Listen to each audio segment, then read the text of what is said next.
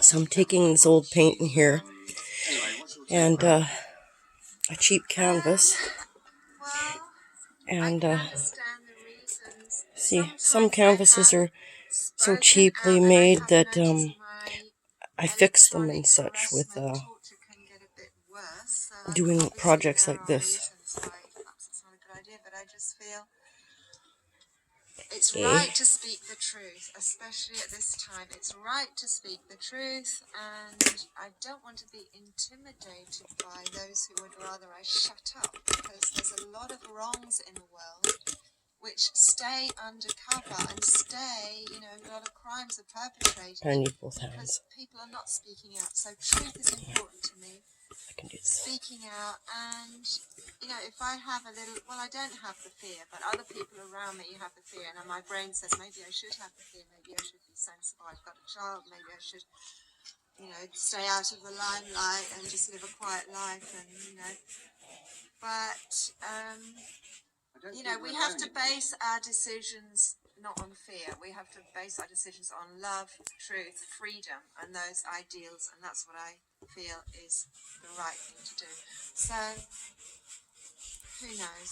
Well, I agree with you and appreciate exactly what you're saying, because every time I've spoken live, I've been microwaved to clip for weeks. So it's another reason I'm not very tolerant with regard to people being critical. Because every time I step out, put myself out there, I know I'm taking a huge risk and I'm going to be punished for it. So I can appreciate, Fiona, what you're saying, and I will state you're a very brave lady. The truth shall set you free, so they say. Seeing that they've added AI, lets you become even more capable, because now AI can talk to you through this device, so they don't even need to personally be involved anymore, or AI can be intellectually smart enough to support them while they work on you.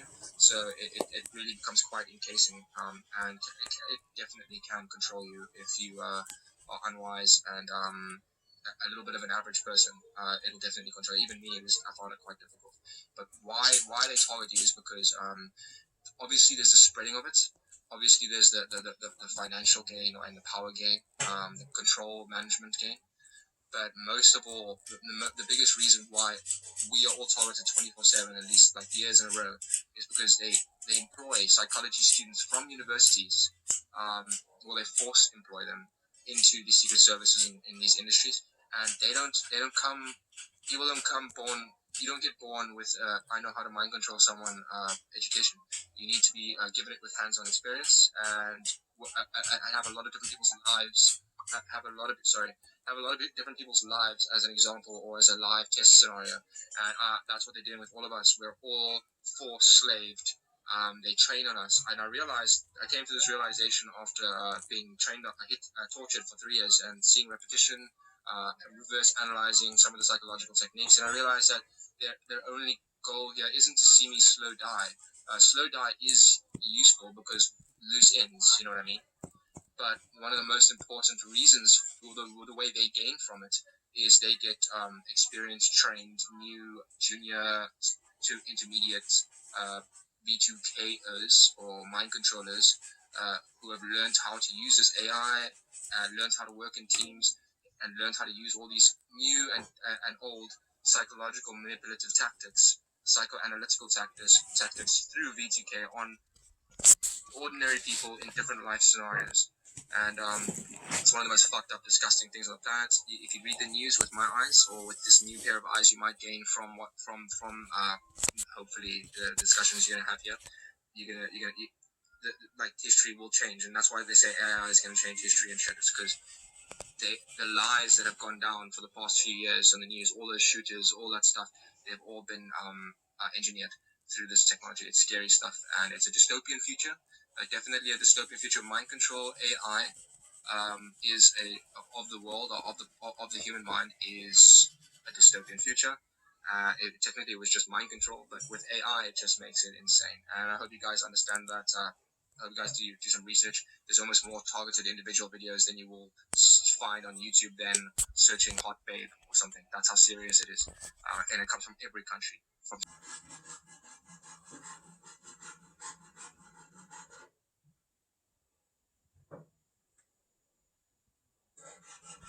It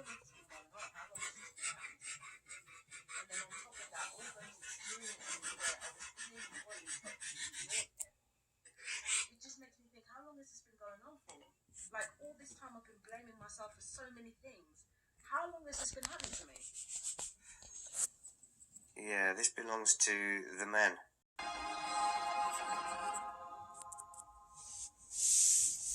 Well, to paraphrase Winston Churchill, the government is either at your feet or at your throat.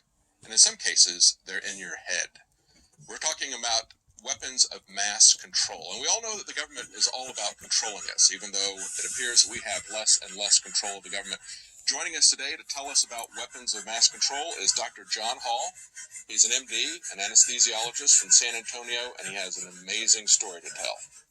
Welcome, Dr. Hall.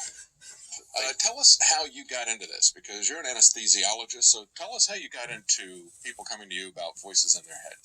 Well, a little unusual story. I'm an anesthesiologist in San Antonio, Texas. I had a girl come to me complaining of being stalked and getting voices in her head. Did a little checking. I'd known the family. I'd known the girl for some time. No history of mental illness, no drug history in the past. So I gave her the benefit of the doubt before sending her to a psychiatrist. Did some checking, did some bugging of her place with audio. She requested no video cameras, but she did allow audio and had some people driving around checking on her. And as it turns out, she was being stalked by a former FBI agent that runs a private investigative agency in San Antonio. They were breaking into her house, putting Rohypnol in bottled water and other food substances in her place. And what does that do, Rohypnol? Rohypnol is a date rape drug. It blocks your memory. And were essentially sexually assaulting her or using her as a sex slave. But the interesting thing about the way they were doing it, and which gets into the electromagnetic technology, is they were breaking in, putting Rohypnol in the bottled water, and subliminally controlling her to drink where the drug was placed. Wow, that's interesting. So when did this happen? This all happened prior to 2006. Because this has been an open secret for some time. It's something that's not talked about very much, although we do have articles here from the Washington Post. We've got articles from Wired Magazine. They've been talking about this here and then in articles since the early 2000s. So you can find some articles going back earlier than that even. And we've got pretty much every branch of the military has got their own little projects, as well as commercial applications. Oh, yeah. Mind control technology is one of the most common crimes, at least vocalized or complained about on the internet today. It seems to be getting the least amount of coverage in the major media. Wow. So that's why when we went to the police and had the identities of the stalkers, there's no way to prove the electromagnetic technology, but we could prove the stalking, and we could prove the sexual assault. And we're told by the police that, well, the guy doing this to you is former FBI. He's a private investigator. He stalks people for a living. That's what he does. And she had no memory. Sexually assaults people Exactly. for a living. Well, What he does. and she has no memory of the sexual assaults due to the Rohypnol, at least not good enough memory to bring a case. And it's like the police told us, it's not what you know, it's what you can prove. Yeah, that's also who you know. And who you know. So the next best thing, I thought, you know what, I need to write all this down in a book. Of course, the names have slightly been changed since we couldn't bring any of them to prison. Once the book came out, then I saw that I was immediately inundated with thousands of other people voicing the same complaints of organized stalking, of directed energy weapons attacks, burning, twitching, severe headaches, blurred vision, as well as hearing the voices of their perpetrators in their head or in their surroundings while they're being attacked. Wow. Well, let me go down the list of some of these that I came up with. We've got DARPA has the sonic projector that was reported on in 2007. But of course, it had been around for quite some time before then. Army has something they call voice to skull.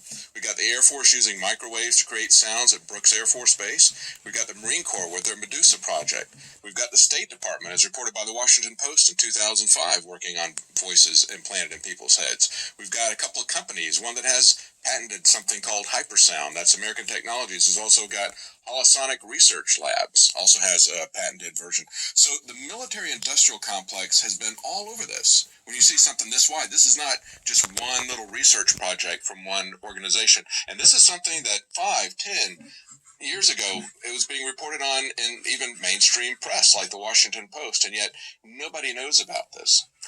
Well, the people who follow the internet pretty closely, and certainly the victims of this technology, know about it. But you're right. There's been a lot of research done into how to put voices into one's head. It was found long ago that if you can put a voice into someone's head, you can do several things. If I put a voice that's foreign to your normal thought pattern in your head, that becomes harassment. And the harassment over time will make you display signs of schizophrenia. When you go and tell people that you're hearing voices, we've been patterned to turnkey see that as schizophrenia and not even look to see if there's a legitimate source for it. If I put a voice in your head that's in your voice, and if you pattern a thought, like I tell some of these victims, when you read a book, you're actually hearing your own voice in your head as you read. If I put that voice in your head, then that becomes a thought, and you'll act on those thoughts, and that's how they think that some of this is being used for subliminal control. Wow.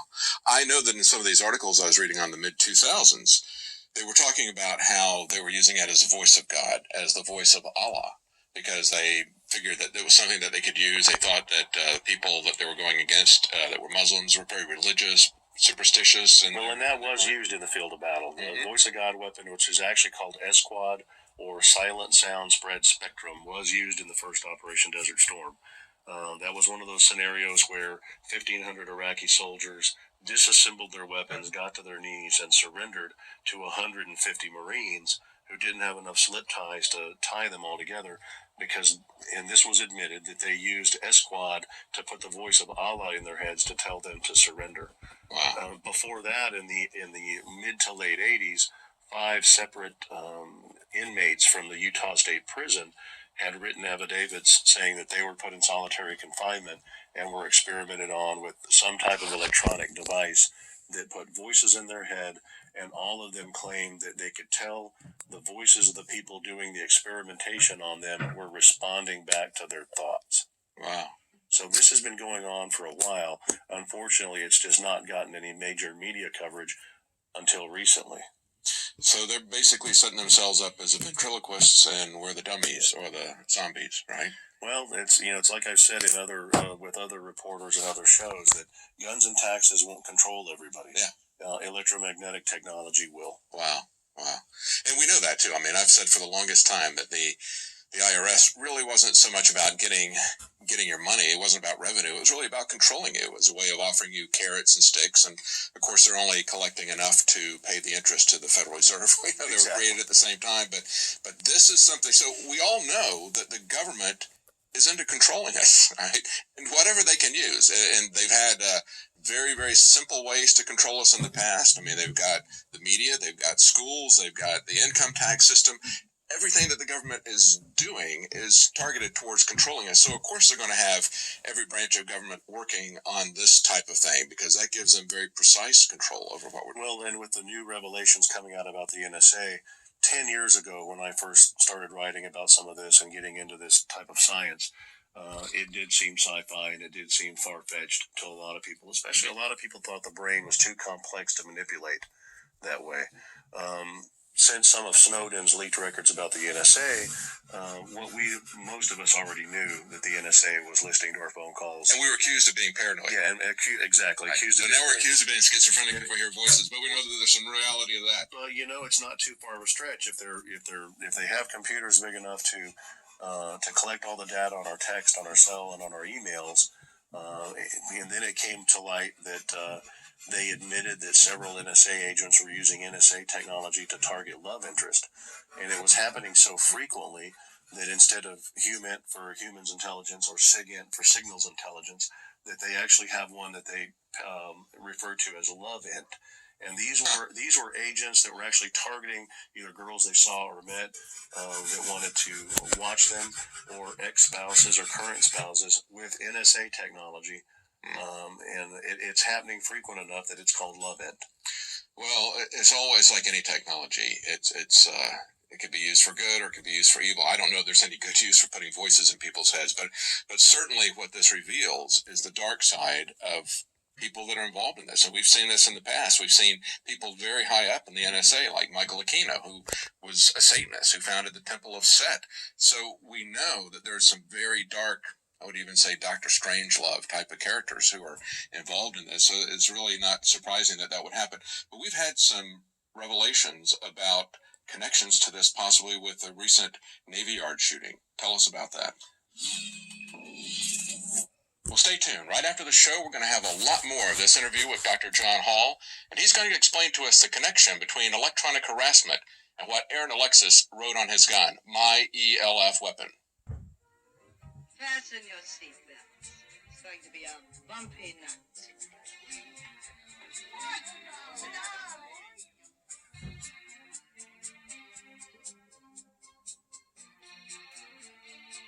Her hair is hollow gold,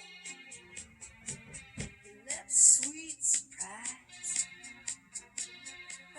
She'll let you take her home. What's her appetite? She'll lay you on the throne. She got every day beside. She'll take a tumble on you. She'll expose you when she snows you. Off your feet with the crumbs she throws you. She's ferocious and she knows just what it takes to make it pro-blush. All the boys think she's the spy she's got. Congregation, please be seated and open your prayer guides to the book of Revelations, Psalm 69.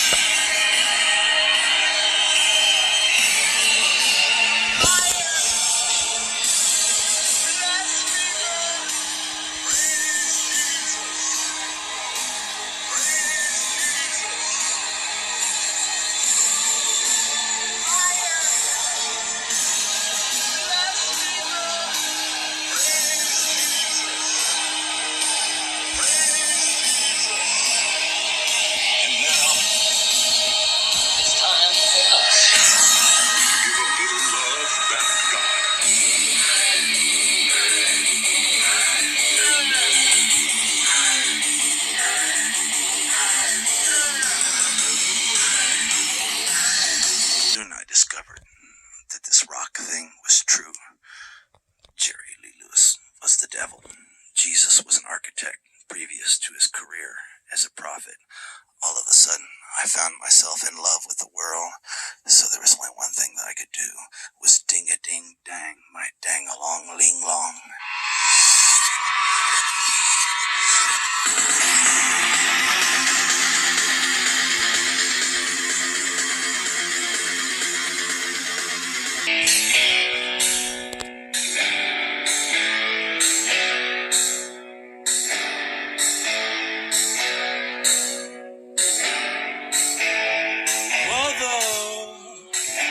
Tell your children not to walk my way.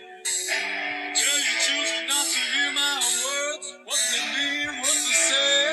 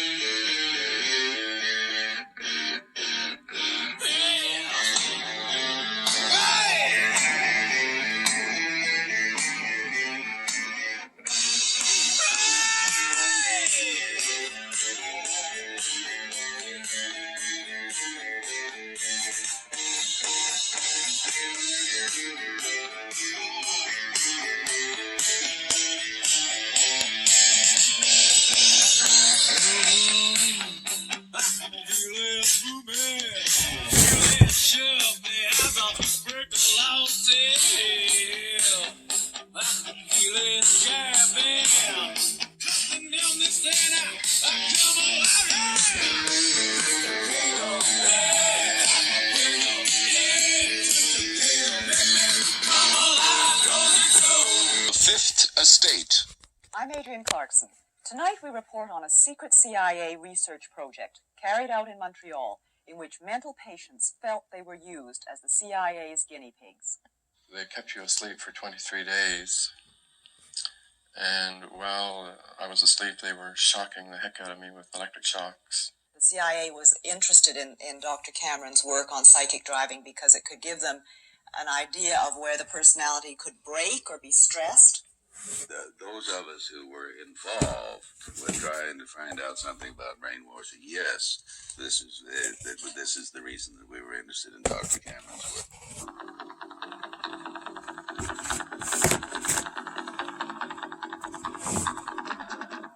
The American Central Intelligence Agency has been accused of manipulating citizens of countries all over the world, including Canada. At the moment, a number of Canadians are considering suing the CIA. They believe they are victims of covered CIA experiments. Tonight, two Canadians who feel the past 20 years of their lives were damaged by the CIA tell their stories publicly for the first time. They believe they were part of a CIA project called MK Ultra, a research project so secret that even the Canadian government was not informed that the agency was funding activities in this country. The CIA was seeking a new weapon, aimed not at the body, but at the mind. Americans became obsessed with brainwashing during the Korean War. Prisoners of war returned home denouncing the American way of life. Hearing them parroting propaganda, the CIA became convinced the communists had found the key to brainwashing. Now the Americans had to unlock the mystery of mind control. There was great worry that the Soviets had developed rather esoteric and unusual methods of so-called brainwashing people. The purge trials. Dr. John Gittinger was the CIA's chief psychologist for 25 years. There was continued pressure put upon anybody within the agency in connection with trying to explain or understand brainwashing. So we were charged with rather an elaborate attempt to try to find out chemical, psychological, any kind of means that people could use to influence the behavior of the people. Nothing seemed too bizarre. To find out if sex could be used in spying, the agency studied San Francisco prostitutes and their clients. Using unwitting human beings as their guinea pigs, the agency tried everything: drugs, hypnosis, electroshock. Under code names like MK Ultra, the CIA spent 25 years and $25 million on secret mind control research. Brainwashing could be a powerful ideological weapon, and the U.S. had to have it. And when the agency didn't undertake its own studies, it funded someone else's. Thus, the search for mind control brought MK Ultra to Canada, to Montreal. Even in the Cold War years of the late 50s and early 60s, most doctors and academics would have been embarrassed to have found that an organization of spies was openly paying for their research. So the CIA set up a number of fronts, respectable foundations like the Human Ecology Fund. Sounds innocent enough, but it was run by the CIA's brainwashing experts. Here at McGill University in Montreal, the fund found 3 projects worth financing. They supported an extensive study of witch doctors in Nigeria. How, investigators wondered, did native healers cure mental illness? What mysterious drugs and potions did they use? Device used to bind up excited patients. A sleeping potion is then administered. 20 years ago, the Human Ecology Fund paid for this movie. This soothes the patient's head. But it was only recently that the man who made the film found out that he had been working with the CIA's money. The author of the Nigerian study is still at McGill University. News of his connection to the CIA came as quite a surprise to Dr. Raymond Prince. I couldn't imagine why the CIA would be interested in my work in looking at indigenous healers in West Africa. That seemed really strange. That was my first reaction, and I couldn't believe that, I couldn't understand how the CIA would be interested in that.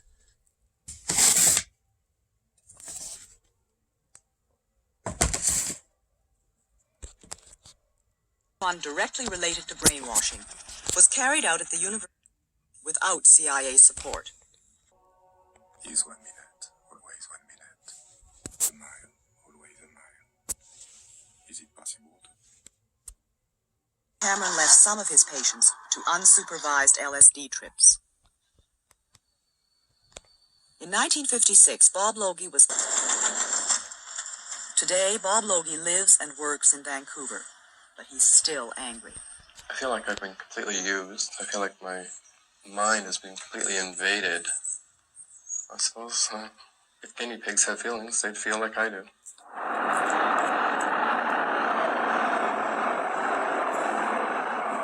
LSD trips were terrifying to patients who had never heard of LSD and who had no way of knowing why their world was suddenly upside down. Hallucinations last for hours. Experts say this is what an acid trip would look like if it could be filmed.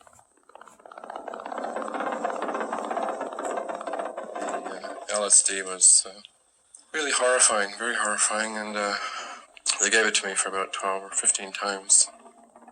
One minute I would see the doctor there, the next minute I wouldn't see him there, and they were asking me all kinds of questions, and I remember them telling me that I was getting smaller and smaller, and I really felt myself getting smaller.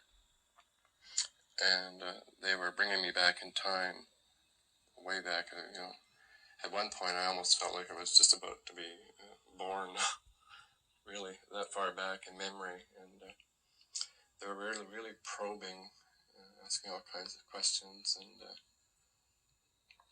I felt I didn't have any control. I had to answer. I didn't feel I had any control. I was completely, like they had complete control over me.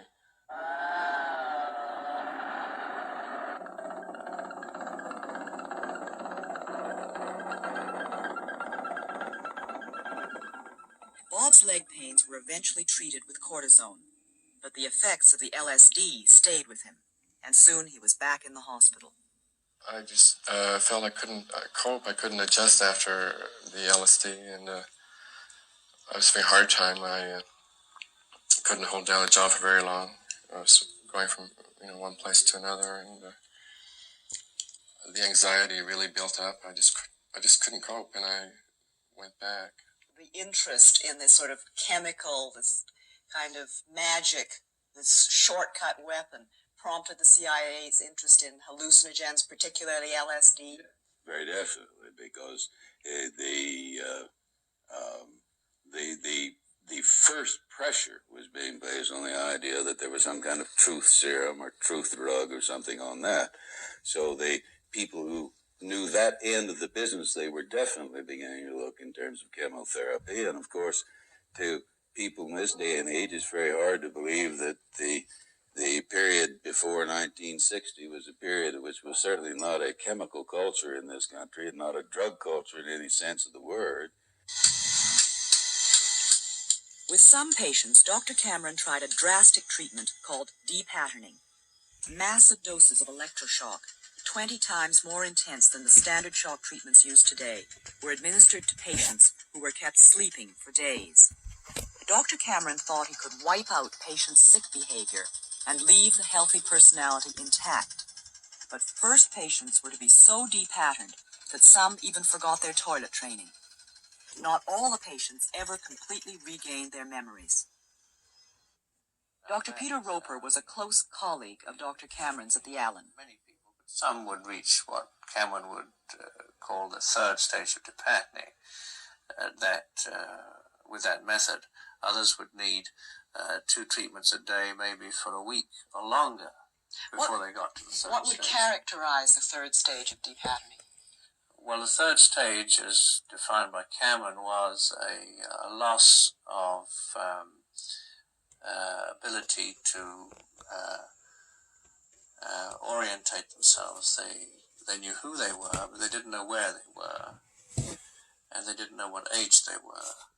As you probably know, electroshock treatment has been given for depression for something like 40 years now. It's a very successful and useful treatment for severe depression that doesn't respond to other things.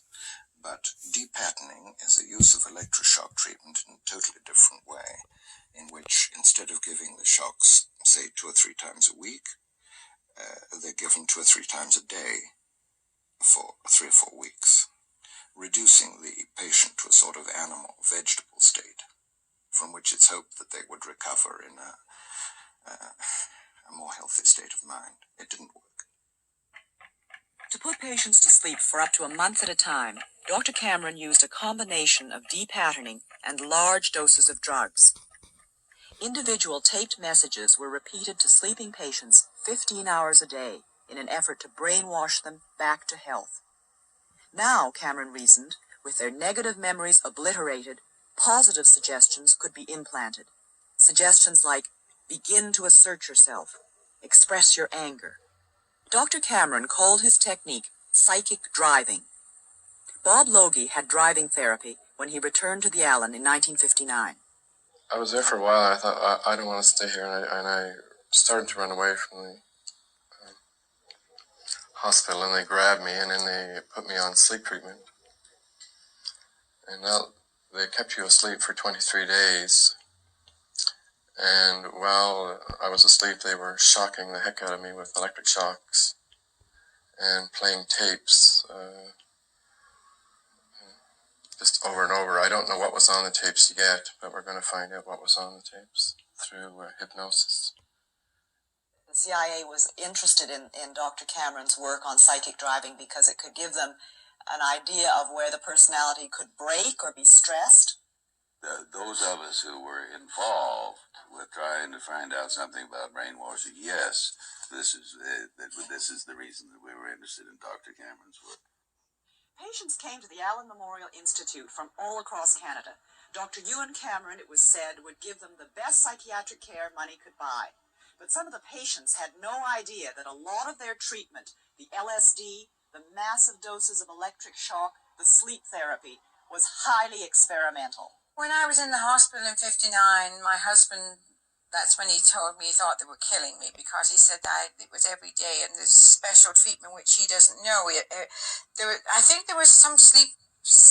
I was always asleep. He used to call the hospital. I couldn't have any visitors for 3 weeks, you see.